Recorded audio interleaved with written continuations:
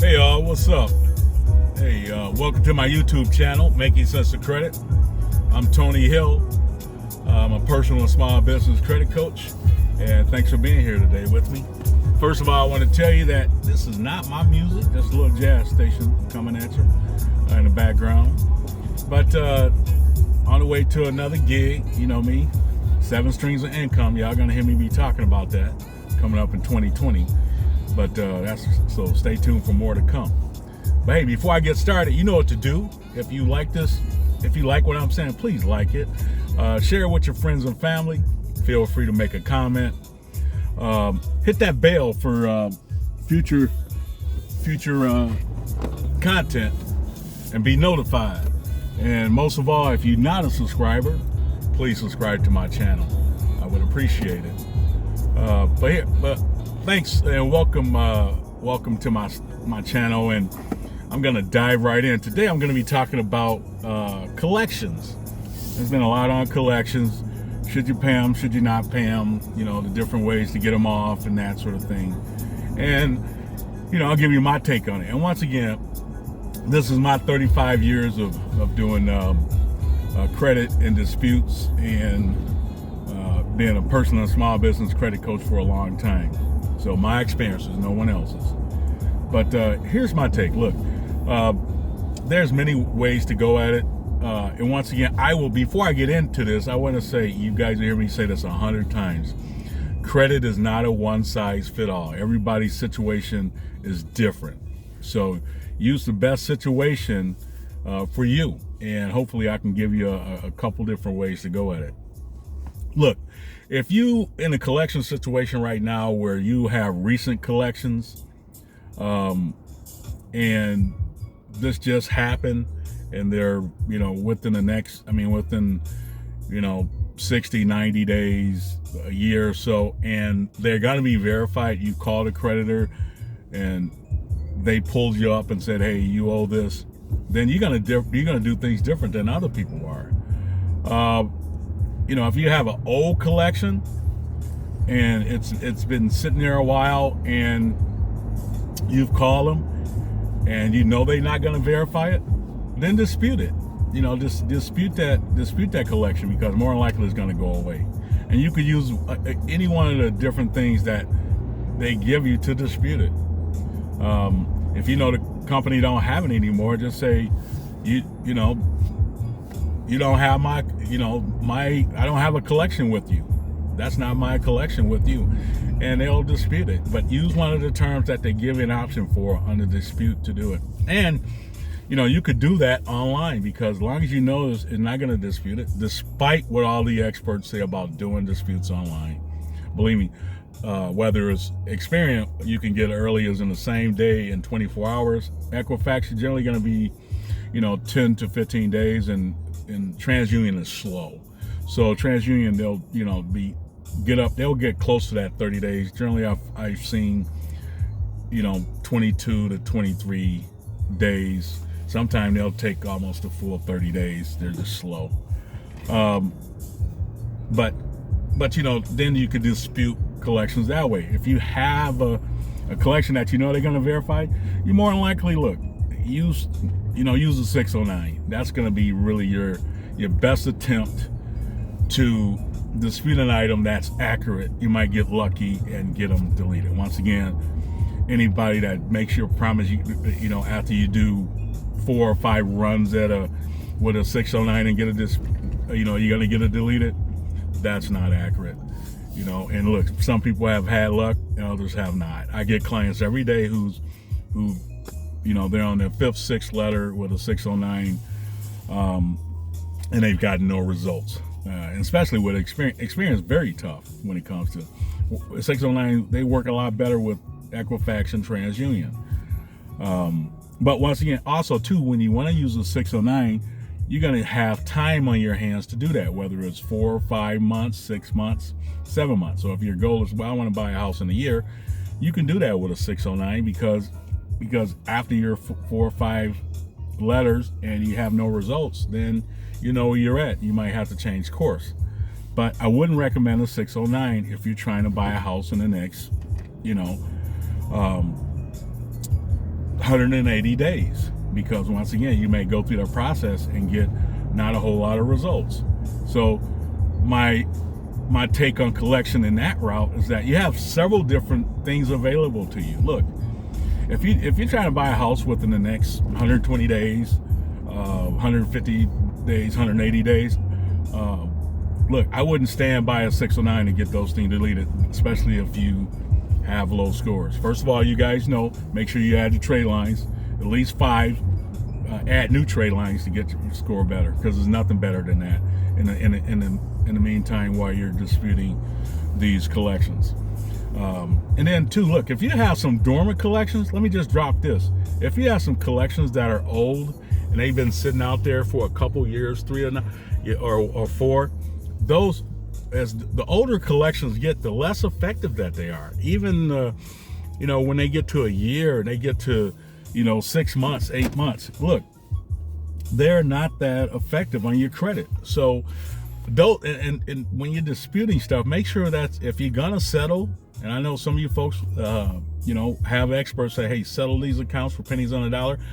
That would definitely be my suggestion if you're trying to buy a house within the next 90, 120 days. Call the whoever the collection, whoever has the collection, and negotiate. Most of these you can get pennies on a dollar. If they're newer, you're going to get 70%. If they're older, you can get up to 35. You can get, you only typically have to pay about 35% of these collections. So, and I haven't seen much less than that. Every now and then you'll get one, you only have to pay 20, 25%. But most of them, if they're really old, you can get them to 35. And the only time to pay those, so let me move back. I'm sorry. Let me go back a little bit. So look, in the middle of those collection items that you're disputing, if you need to get them off, and that's only time you're going to pay a collection item, and I would let them go, because if your scores go to 700 when you adding new trade lines, like if you heard of my new videos, and you have a couple, 3 collections there that are sitting, say $100, $200, $300, $400. Look, I get clients approved every day for mortgages who never pay those collections, and they might have $500, $600, $700, $800, even up to $1,200.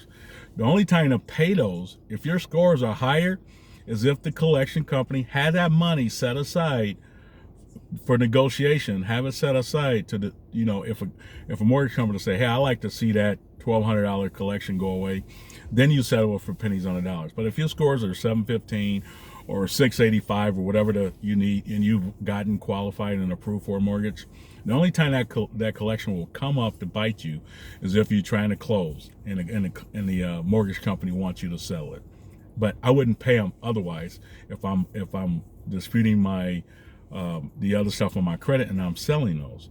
And some of you guys, you get out of the mode of trying to have your credit perfect, because that's not what credit is.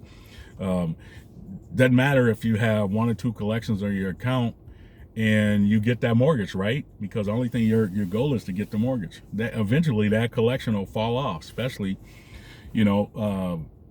once you find out they no longer have the account, or it gets to 7 years old. But, get out of that whole thing of, I want a perfect credit score. That's ridiculous. So the other thing too, when you're doing these collection items, when you're working with these collection items, always try to ask for a deletion letter. Look, there are some tough companies out there. So for those experts that tell you that you can get any item deleted when before you sell it, you can get any collection company to delete, that's not true. Especially like larger banks, whether it be Target, and it's a whole lot of Macy's, it's a whole lot of companies that won't delete an item. And so what? You sell it for pennies on the dollar, you sell it for 35% or 70% if you're trying to get a mortgage and they want it gone. Who cares? You got it, you got it settled. So it's okay if something says settled on your account. And these experts tell you that, you don't want to have settled on these accounts. That's ridiculous, because in some cases you have to. Because let me tell you, after 35 years of experience and working with thousands of clients, all 609s don't work. So if they promise you they do, you'll be disappointed. And then watch some of my other videos when I'm talking about 609s.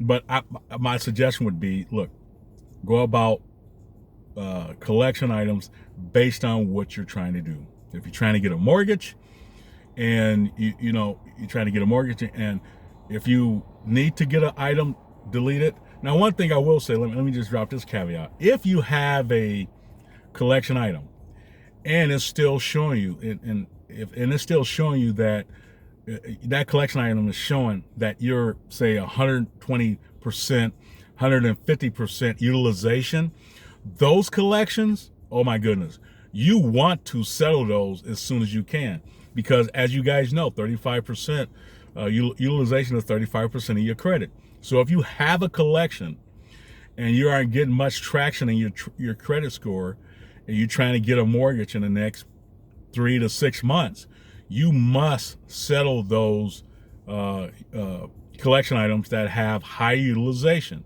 So if you got, let's say, an old Capital One card, and it's showing you that you owe $650 and your limit was $500, and you're showing a high utilization, that's the one you want to settle early on. I mean, because you won't get to a mortgage, because that's going to keep your score down.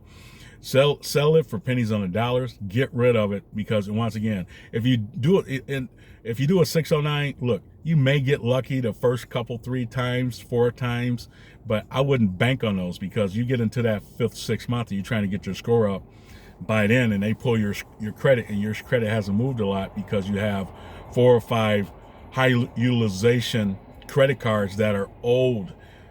You know what? Your score isn't going to rise much. So you first must get rid of the high utilization collections that are showing. That's number one. And I probably should have started with that. My apologies. But look, I'm doing this off the top of my head. But look, follow that formula. If you're trying to get a home fast, or if you're trying to get something quickly, if you got time, do the 609. Go through that route. Do whatever you need to do as far as disputes. Remember, you can do online disputes if they don't verify. Yeah. So look, hopefully you guys will take something out of there. Always hit me back with a comment that you use one of my techniques and one of my credit hacks that helped you. And then I love to get those comments. And then if you like this video, please like it after you've maybe used the technique, and then share it with your friends and family. And then most of all, subscribe and hit the bell notification for more content. Until next time, y'all. Hey, it's December. Holidays are coming up. If you guys are trying to get, higher limits of credit, and you guys know I don't want you guys to use your credit cards frivolously. But if you need higher lines of credit for the holidays, I would say use those cards, pay them off, get the cash back. If you need me to help you, I'm a credit coach, a personal and small business credit coach. Hit me at Tony@makingsenseofcredit.com. Also, in this down below, I will put my email and my business number in there, so you can call me. You can hire me as a personal small business credit coach if you're trying to obtain higher lines of credit. And look, some of you guys have been frustrated getting $500,000 lines of credit.